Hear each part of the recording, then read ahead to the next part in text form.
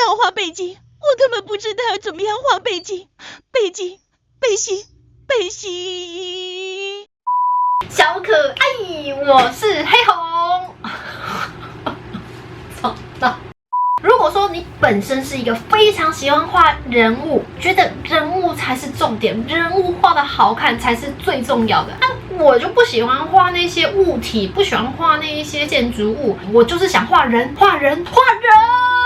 的话呢，那么今天这支影片你一定要把它看完了。今天这支影片呢，将会来和你分享如何用海报风插画来帮助你用简单的方式就可以把看起来只有白色的背景变得丰富好看哦。所以如果说你本身喜欢画人，但是有不知道该如何画背景的话呢，没关系，我们就干脆不要画背景，我们就直接来把它做成一个海报。这样不只可以让你的画面看起来不会那么单调以外呢，还能够让你整张插画看起来画面比较丰富，也比较好看哦。所以今天这招一定要把它学起来，带回家用出来。其实如果说你平时有在注意一些海报设计，又或者是一些电影海报的话呢，那我相信你应该就有发现到说，其实很多的海报它是不太讲透视的。所以这也是为什么我会说，如果你制作了海报风插画的话呢，那基本上就不用被这一些背景或是透视所困扰的原因了。那海报风插画它既然不看透视，它看什么呢？其实海报风插画这个部分啊，它非常看的就是所谓的排版。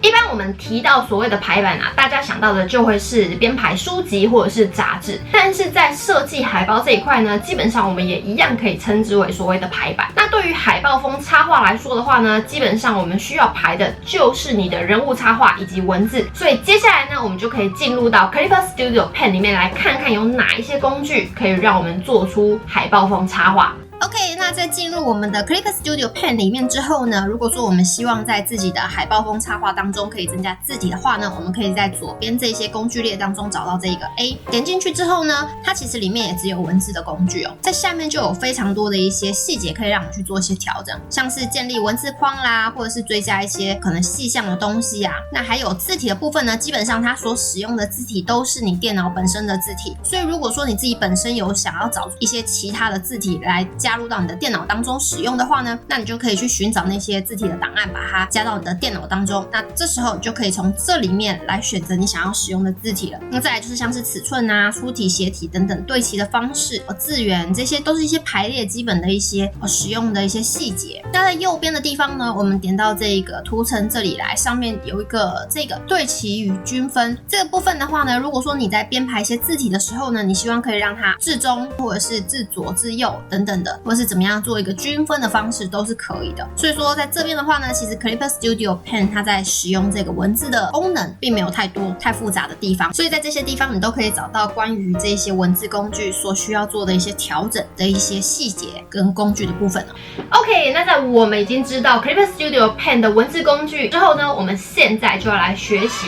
如何制作海报风插画的技巧。为什么说是技巧呢？因为海报设计这一块啊，其实它本身是一个非常专业的领域。如果说你真的想要深入研究、深入学习的话呢，其实也是有很多东西是学不完的。更何况排版这个东西啊，可以说是无限多种的一个排列跟可能性。除非说你自己本身是非常有兴趣，想要深入研究的，你再去深入研究。不然，如果以你自己个人是想要轻松、快速、简单的制作海报风插画的话呢，那基本上你只要学习几样非常简单的技巧，把它学起来，举一反三，你就可以制作出各式各样不同的海报风插画的一个排版。所以今天我就要来和你分享几个简单可以使用的技巧，来让你制作出海报风插画。首先第一个呢，就是加边框。其实加边框这个方式啊，真的是非常好用，而且非常万用。在加边框这个地方呢，你可以从左边这个工具列里面呢，找到这个图形。图形当中也有很多的一些像是线条啊、曲线啊、曲折的线等等的东西，或者是像是有椭圆形、长方形。我们点长方形之后呢，在这里可以增加一个图层，然后我们可以选颜色。我们希望框的颜色是什么颜色，我们就可以选。选好之后呢，这个线跟涂色，我们如果说只想要线的话，选中间这一个。基本上就可以去画出一些框的一个样式。那框的一个尺寸的话，我们可以调整这个笔刷的尺寸即可哦。在这里就直接来和你分享我当时直接做好的一个样貌。其实你会发现就是蛮简单的。我们把这个框放上去之后呢，不要放到最旁边，稍微跟最旁边有一点小小的距离，然后框住这个人物，人物在中间，在直的地方或横的地方空白处，我们可以添加一些文字。那这些文字呢，你也可以根据你自己的图去思考一些像是英文字，又或者是一些不要被使用，这个是一个参考，又或者是不要重复的去 po 我的一个作品，没有经过我允许的话，等等的这样的一个文字，还有你自己个人的一个 logo 啊等等的东西都是可以的。那这样看起来呢，整张图就不会这么的单调。我们可以看一下，如果说没有这些东西的时候呢，看起来就是比较单调，但是如果我们都把它加上去的话，那么看起来整个就会比较有一种丰富的感觉了。那第二个范例也是一样的，这张图的话呢，虽然说我前景跟后景都有增加一些叶子的部分，但是不知道为什么感觉还是有点单调，对吧？那这时候我们一样去增加它的一个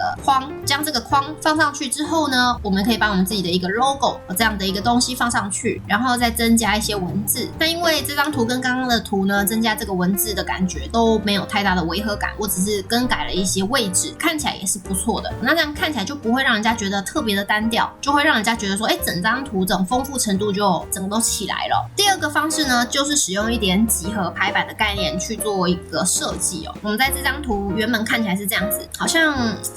怎么说呢，就是看起来比较单调一些，对吧？那这时候如果说我们在它的背后放上2个长方形，那这个长方形的边边我稍微做一点点的条线之后呢，增加这个文字外，我们再放自己的 logo 在中间，有一种电影海报的感觉哦。然后呢，再增加一些文字，看起来就有一种这比较电影海报的感觉。当然，我下面这个文字呢是使用重复的方式去把它变成一排一排一排的，但是这个文字你都可以去做一些调整，我感觉就有一种很像电影海报，会在上面写一些像是监制啊，或者是制片是谁，或者是什么工作人员，又或者什么样的公司赞助商等等的一个文字放上去，所以整张图看起来就会让人家觉得有一种这种电影海报的感觉哦。那接着我们可以看第二个范例哦。原本这张图呢，虽然说人物画完之后，我觉得有点太单调了，于是在后面增加一点像这样子，像那种水彩啊的这种电绘感，但是呢，这样看起来还是有点单调，对吧？上面下面都空白的，那该怎么办呢？我们一样可以增加这样子的一个像是几何体的一个排版，像这个的话，我就不是用一个方形或长体的方式来做排版的，在下面我是让它有一点斜线，不要让它那么的规则或对称，有时候反而是一个蛮有趣的一个排版的方式，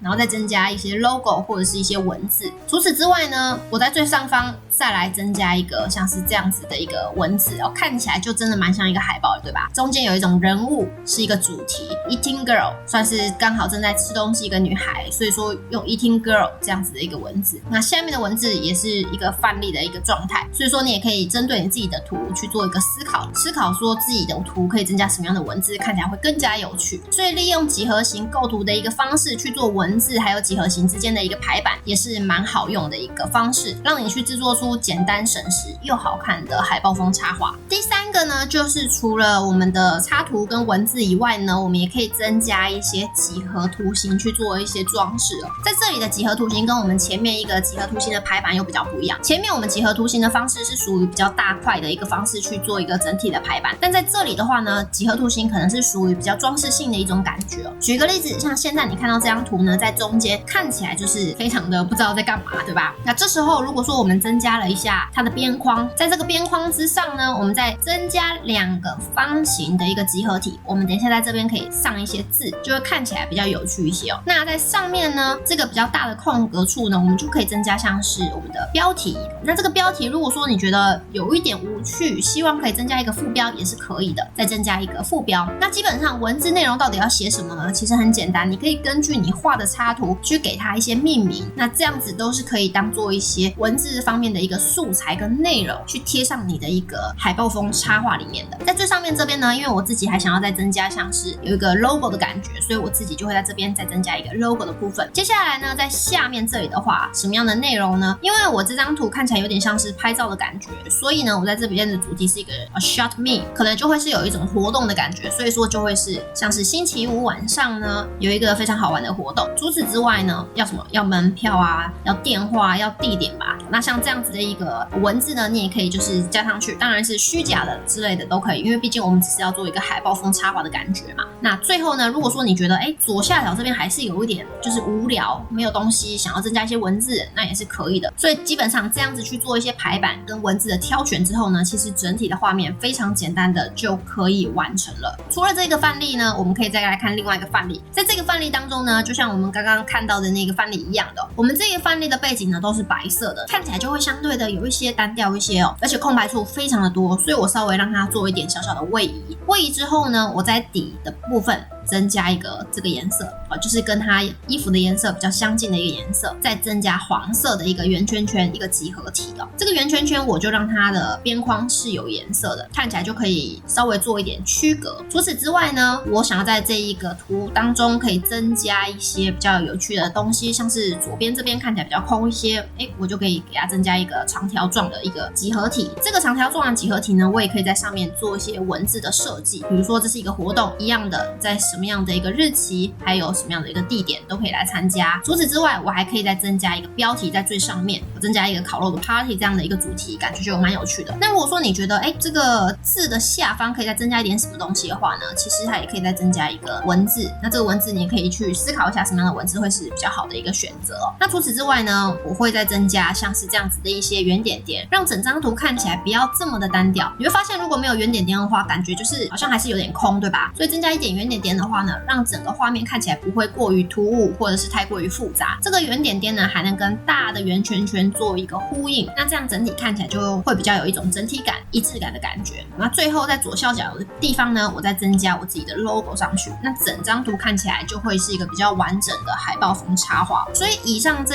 3个小技巧的你都可以把它学起来。之后如果说你在画的图呢，画完之后不知道背景要做什么，其实你就用这些比较简单的一些技巧，就可以轻轻松松做出你的海报风插画。 OK， 在我们看完今天的教学之后呢，相信喜欢画人物但是又苦于不知道要怎么样去画背景的你呢，应该已经知道了，其实我们可以干脆不要画背景，就能够把人物插画变得非常丰富好看的一个技巧了，对吧？所以今天这样子的一个海报风插画，是不是就让你减轻了一些负担，觉得说学到了一个小技巧，终于可以把人物插画变得比较丰富好看了呢？所以你现在要做的事情呢，就是开启你的 Clipper Studio Pen， 并且将你的人物插画放置进去之后呢，开始制作出属于你的海报风插画，让你的人物不再只有白白的背景了。那当然，如果说你在制作的过程当中呢，你有什么样的一个新发现，或者是你真的觉得这个方法帮助你很大，